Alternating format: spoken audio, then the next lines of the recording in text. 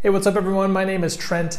This is Rams Talk, and welcome to the 2020 Rams Draft Analysis Recap Extravaganza. And also welcome to my echo chamber, which is also known as my room without any furniture. So I had a blast, even though I stayed up till 1, 2, 3, 4 in the morning watching the NFL draft here in Europe. But I did make it. I followed everyone along with everyone on Twitter with the outrage of Cam Akers at 52. But I got over it, and I'm doing good. Speaking of Twitter, you can find me at Real LA Rams Talk. You can also find me on Instagram at LA Rams Talk. So let's just dive into this here. I think the one thing that became clear to me is that what we, the fans, think the Rams need or the Rams should do, or where the Rams stand personnel-wise, is sometimes polar opposites of what the Rams actually think and believe that they need and how their personnel group is. So I think everyone was screaming for offensive line help. A lot of people wanted outside linebacker, inside linebacker. A lot of people thought running back really wasn't a priority, and I'm kind of there with all of that. I felt that the Rams needed help at center, not so much the rest of the offensive line, unless Jedrick Wills dropped or Tristan Wirth dropped all the way to 52, right? But I was surprised by a couple of the picks. The Rams feel that, and something that I even really did believe, is that their offensive line was pretty set. Now, when I say set, I mean that they have a lot of guys. They have 8 and 9 guys going into the draft that they could use, and a lot of those guys are not proven. I also wasn't quite sure what Blythe's situation, Austin Blythe's situation, was going to be. Was it going to be a guard or center? They made it clear after the draft that he is their center. So you have him at center. He performed well last year at center when he played. You have Whitworth at left tackle, Havenstein at right tackle. So then you have 2 guard spots on the roster currently. Austin Corbett, which was the 33rd pick in the draft 2 years ago, right? Then you have Noteboom, and you have Evans, and you have Edwards. Those are 4 guys for 2 spots. Then you have Brandon Allen as a backup center. So basically you have three guys that won't have a starting job. Now, as you also know, last year there were a lot of injuries. 2 guys went down for the season in Allen and Noteboom, and Havenstein was out for a significant chunk. So depth will be a key. So anyways, I felt like maybe they needed help at center. That's kind of what I was pushing for as one of their first 2 picks, but whatever. I did not think that they really needed a running back early, but when you look at things in retrospect, you lose Todd Gurley, and you just kind of think folly to think that Darrell Henderson would be the 20 carry a game guy. He was always meant to be the change of pace, additional weapon, not the bell cow back. So, after the draft, you think of these things. But anyways, what my typical formula had always been for the NFL draft, and in terms of the Rams, have been: did the Rams meet with them, have a conversation with them, or did these players attend and play at the Senior Bowl? Usually a healthy combination of those 2 factors weighed in heavily in terms of, predicting who the Rams would take. Now, last couple of years, it's been a little bit spotty, but this year, just when I kind of abandoned this theory, this year the Rams met, to our knowledge, with at least 6 of the 9 players that they drafted, and 5 of the 9 players played at the Senior Bowl. So I think that formula really proved itself valid, especially this year. So Cam Akers did not play in the Senior Bowl because he was not a senior, but they FaceTimed with him prior to the event, to the draft, and he even said that the Rams pretty much told him that they would take him if he was there. I didn't have an issue so much with him going running back there, but I did not see Cam Akers. I saw Hilaire, I saw Swift, I saw Taylor, I saw Moss, I saw Dobbins, but for some reason Akers wasn't really on my radar. But for the Rams, he was their pick. He and Van Jefferson were 2 picks that they wanted to get done. So when both guys were available, they just jumped at it. There was no question. So That's another reason why who the Rams think that who the Rams want and who we think they want. Just because Mel Kiper and a bunch of analysts rank running backs a certain way, that doesn't mean it's set in stone or gospel, right? GMs around the league have their favorites. A lot of factors why come into play are like scheme. How does Cam Akers fit into the Rams scheme? Was he outside zone like the Rams scheme is? How are his running traits compared to what the Rams like? He lists at about 5'10", 217. Todd Gurley's 6'1", 224, so he's a bit shorter than Gurley. But Snead said he runs like a warrior, and he really had a porous offensive line at Florida State. So shouldn't be much different than the Rams, especially considering last year's Rams offensive line. But he totaled 18 touchdowns last year, rushed for over 1,000 yards. He was a 5-star recruit, one of the top running backs coming out of high school. And I think he kind of got forgotten. If he was playing for Wisconsin or Ohio State or even LSU or Georgia, maybe he's the top consensus running back. I don't know. But anyways, you have to ask yourself this at the end of the day. Are the Rams a better team with having Cam Akers on the roster? Yes, they are. He's excellent in the pass game, catching screens. He has a nose for the end zone.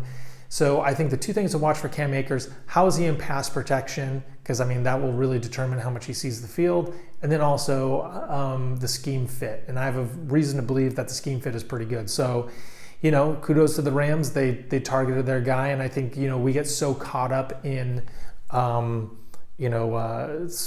NFL.com and these various websites and analysts ranking players. Those are just one person's opinion, right? So you really have to be careful, because how many players get picked in the second, third, fourth round that end up being better? Like a Cooper Kupp. Cooper Kupp is arguably the best receiver in that draft, maybe with Juju Smith-Schuster in there as well.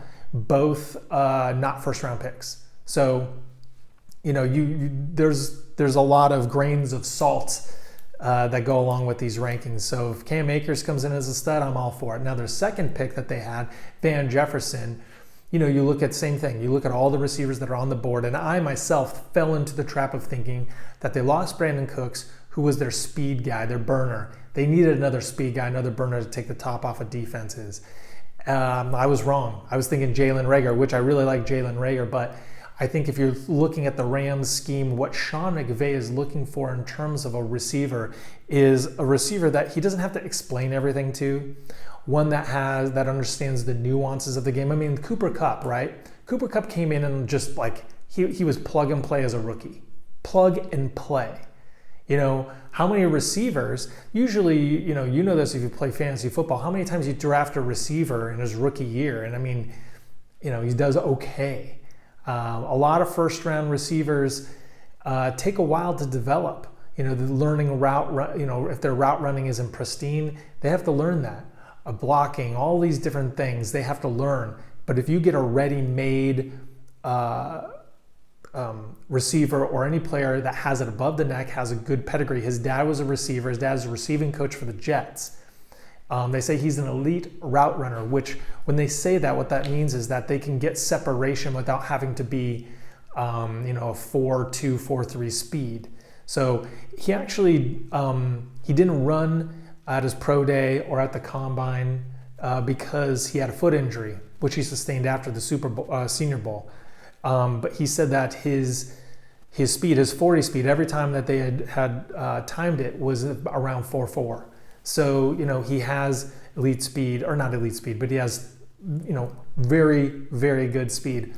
At the Senior Bowl, a lot of scouts that go there, a lot of position coaches that go there, they look for how do they practice? Because, it's like 3 days, 2 or 3 days of practice. So you have, elite receivers going against elite cornerbacks, at least the top seniors going against each other. And he was winning every day. He was kind of the talk of the combine in terms of, or talk of the Senior Bowl in terms of receivers. and his 40 or his speed clocked at the Senior Bowl was the top for the receiver. So he can play all three wideout spots. A lot of people compare him to Cooper Kupp. Now, if you just clone Cooper Kupp and put him on the Rams, I'd take it, right? No one's complaining about Cooper Kupp. No one's saying, well, Cooper Kupp isn't the fastest guy in the Rams. Yeah, he isn't the fastest guy in the Rams, but he's a receiver. He knows how to play. And that means everything.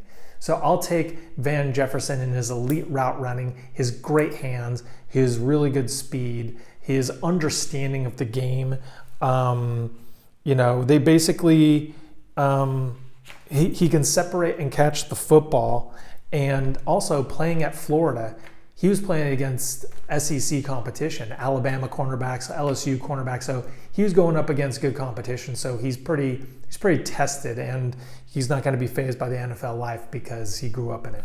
Anyways, I like those two picks.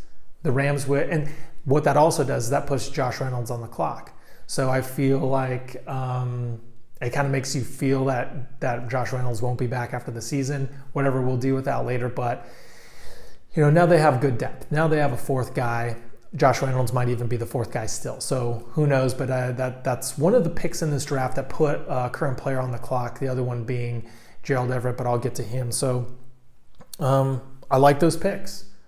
And so far in the draft, the Rams hadn't traded because the Rams wanted to make sure they got those guys. Even though they didn't have a fifth rounder, they wanted to make sure they got Cam Akers. They wanted to make sure that they got Van Jefferson. So I think Les Snead said that, since he's been doing the draft, very rarely have a pick rolled around where it was just a no-brainer, like, oh, this is the guy we want. So I'm glad that worked out. Now the next pick, the third rounder, the 84th pick, Terrell Lewis out of Alabama. That was a guy a lot of people had going to the Rams at some point in time.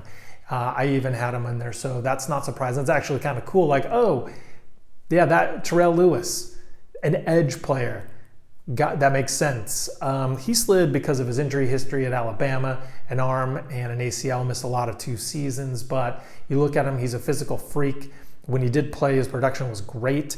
And the Rams talked to him at the Combine and the Senior Bowl. In fact, the Rams position coach, the linebackers coach, Chris Shula, spoke with him at the Combine. And so when they talked to Terrell Lewis after the draft, they asked him if he was surprised that the Rams took him. He said no, because he had a lot of good conversations with the Rams and he met with them twice. So he is exactly what the Rams need. He is an edge rusher that can play well in running downs, but also I think they're going to use him more in the Clay Matthews role. So essentially for the outside linebackers, they had Ebukam, who excelled against the rush. And so perhaps you put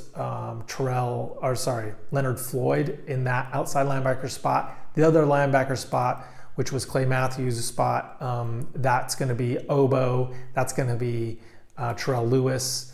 Then you also have Ebukam still there. So essentially what the Rams are going to do with those 4 guys is they're going to just rotate them to find the 2 that make the most sense and are the right fit. So Terrell Lewis, if he can stay healthy, I think that he's going to be a major win. That could be probably the steal of the draft for the Rams. If that guy plays pretty much every game of his college career, he's a first rounder. And if there aren't any history or injury concerns, he's a first rounder. So just crossing your fingers there. But he's a stud and he's a freak. So I like that pick. Their next pick in the 3rd round, Terrell Burgess out of Utah. Man, Utah had, I don't know how many defensive players did Utah have going in this draft. It felt like everyone was coming from Utah, which just goes to show how good of a program that they were running. But Terrell Burgess, when they drafted him, that made sense because they did need some safety depth, and they list him as defensive back. That's like someone who can kind of be moved all over the place, and he I think he'll fill up the Marquis Christian role, but also he could fill the Nickel Roby-Coleman role. And so David Long, watch out. He could be the next nickelback. And but I mean, they can play him as a high safety. They could put him at the nickel. He can play in the box. He's extremely versatile. What has Brandon Staley said about everything? He wants versatile defensive players. Terrell Burgess is that. He's tough. He's smart. Comes from a good program. So the Terrell Burgess pick, I think, is just a great selection there. Terrell Burgess also at the Senior Bowl. That's right. And the Rams talked to him there. So, I mean, here's the thing. Van Jefferson at the Senior Bowl. Terrell Lewis at the Senior Bowl. Terrell Burgess at the Senior Bowl. All three were talked to the Rams at the Senior Bowl as well. So, we're back to the formula. Anyways, Terrell Burgess, great pick. Feel good about that one. So far out of the first 4 picks, I feel like the Rams really did a good job. Now, a lot of people want to, I'll just say this, a lot of people want to grade the draft. I saw someone give the Rams like the second to last. He ranked all the teams in the NFL the second to last ranking. And I can see that where, they didn't address the offensive line and they didn't address inside linebacker really. And I get these things, right? But I think it's very hard it's impossible to grade a draft right after the draft happened. Hell, I'm still trying to grade the draft from 2 years ago with the Rams when they took Noah, Boom, and Allen, right? So, we really won't know how that draft worked out until after this year. The draft before that, when they took John Johnson and Cooper Kupp and Ebukam and Gerald Everett, they nailed that one even though they didn't really have a first round pick. So, and they beat a lot of teams that probably had top 10 picks in that draft. So, grading the draft I think is kind of BS at this point. But it does make for some compelling reading material, I'll tell you that. So now this is where the draft got crazy because they traded their 4th round pick, the 126th pick overall, to the Houston Texans and traded back a few spots and ended up picking Brycen Hopkins. Brycen Hopkins, a tight end. Now that's, I think, the questionable pick. Everyone's like, why tight end? So not a need for this team.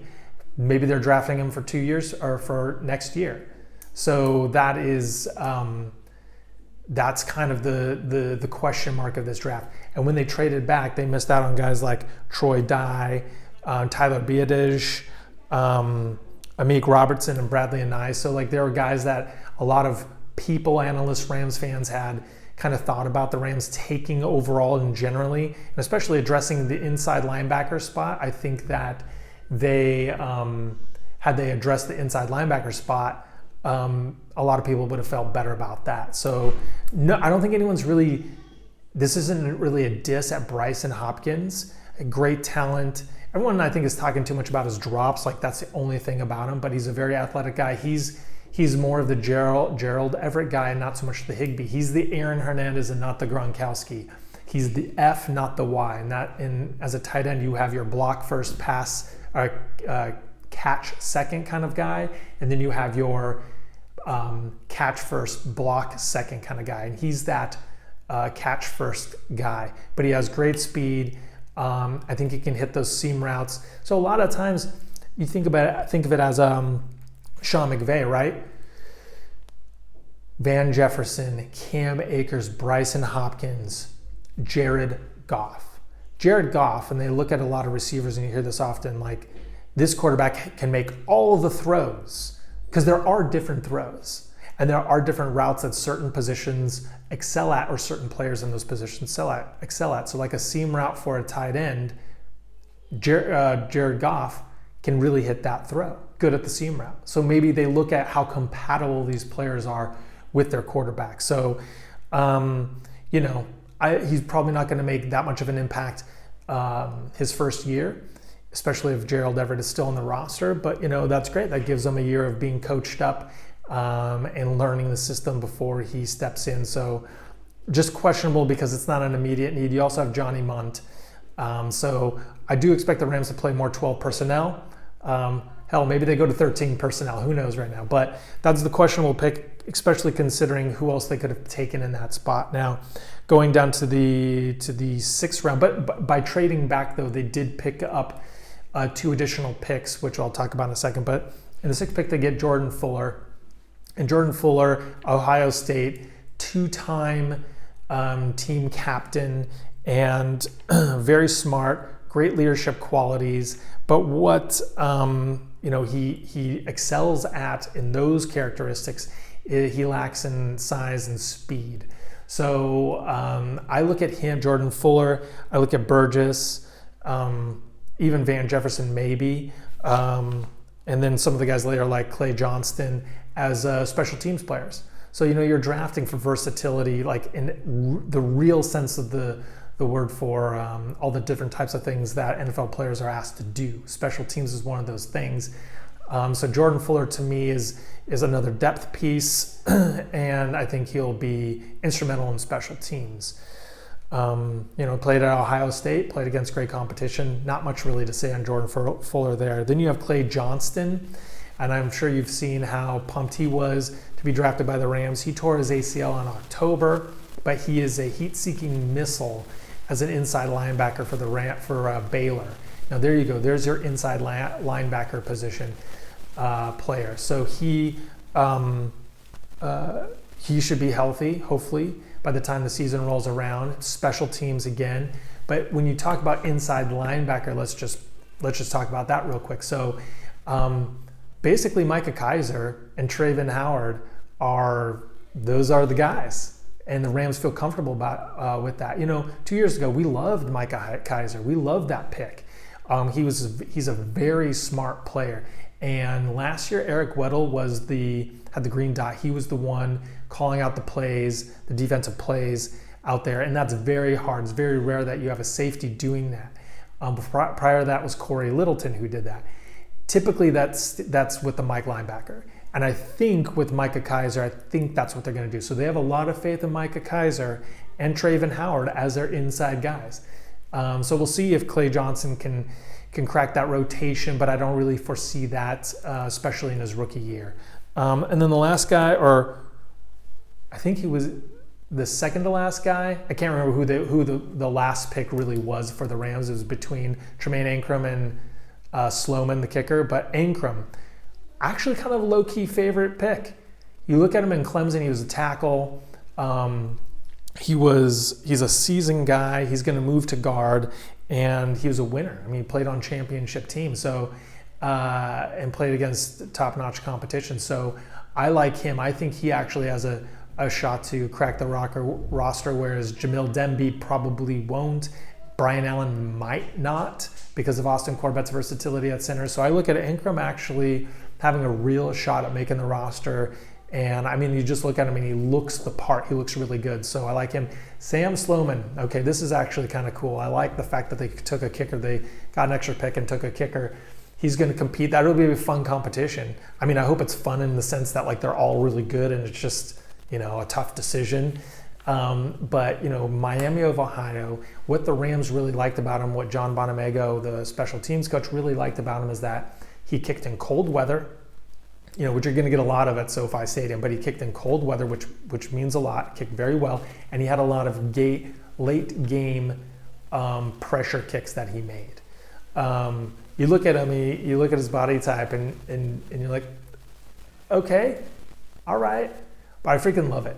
So anyways, I mean, what else are you going to get in the 7th round, right? You're taking a flyer. So all in all, I like the draft.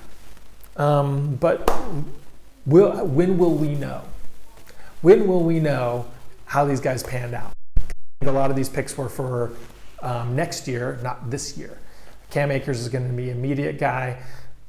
Terrell Burgess, I think, is going to be an immediate guy. But I think Terrell Lewis, I think, will be an immediate rotation guy. Van Jefferson will start stealing some reps. So we'll see. We'll see how this pans out. But I mean, I had a lot of fun. Twitter went nuts when Cam Akers was taken. All of us idiot GMs who know so much about football because we've actually, been on the field coaching players. So, I mean, what can you do? Anyways, I think the Rams are a better team they are today than they were a week ago. And hopefully they don't miss the departure of some of their key players. And hopefully they're right about some of those players that they have on their roster. and not needing to immediately upgrade. So anyways, I could keep going on and on. We're almost at 25 minutes. Holy crap. So anyways, I really want to thank everyone for watching. Please let me know what you think of the draft. Yeah, subscribe if you haven't. Love to have you on board. Going to start pumping out some more Rams content now that the draft is settled and we're going to have an understanding of the roster. But anyways, thanks for watching, and as always, go Rams.